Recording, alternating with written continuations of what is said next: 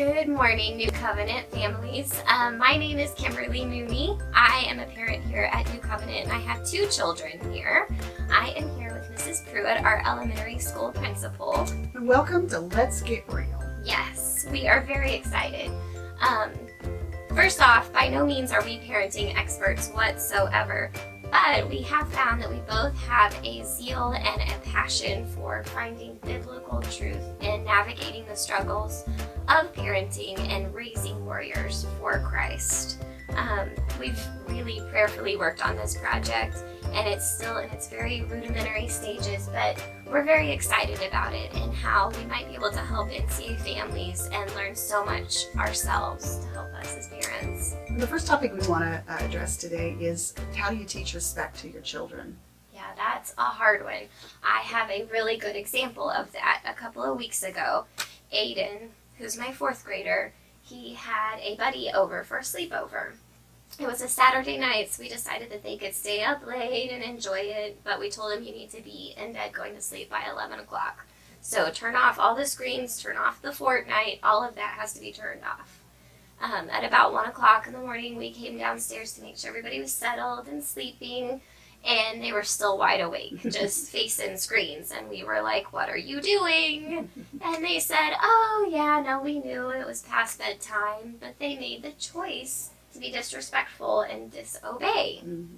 And that's a very good point, because they don't seem to understand that disobedience is being disrespectful to your parents or to your teachers or anybody else. But when you are being disobedient, that is also being disrespectful. Yeah. And it's a good topic because society doesn't really reinforce a lot of respect of authority. Right. When you look at the politics and TV and even cartoons, and they don't show good examples of respecting authority.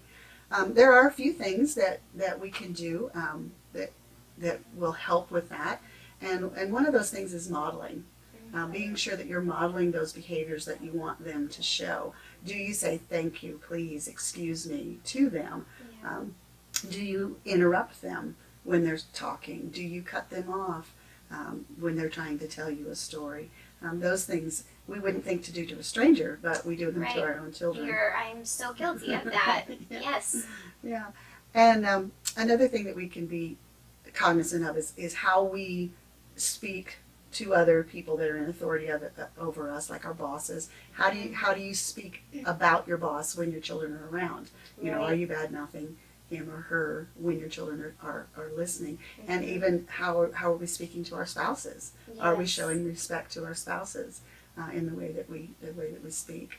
And the last thing, just for this time, is making clear that to our children that when they want something and they're disrespectful, but it's not going to happen until they do show that respect that we want them to show. I know there's been several times out here in the office I've heard children call their parents and they wanted to bring something or do something for them, and I hear very disrespectful talk on the phone, and then pretty soon I see the parents coming and bringing it or doing whatever they had asked them to do. That's not to say that they're not addressing disrespectful behavior, but that's just kind of an example of that. Yes. Making sure that our children know, it's just not going to happen unless I get respectful behavior out of you. Right. Those are all such good points. I needed to hear those, absolutely, because we struggle greatly with it. Mm-hmm. Yeah, absolutely. So this little segment was on respect, and it taught me a lot as a parent. It gave me a lot of reminders that I really needed, so thank you for that. Sure. I think in future segments we've talked about bringing in some guest speakers that can address topics. Yes.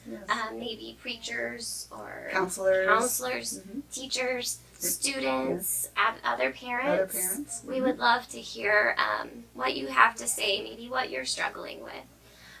We have been able to create an email address that you can send emails in. You can send them anonymously, whatever you want, to the Let's Get Real movement. And that email address is letsgetreal@newcovenant.net. Yes.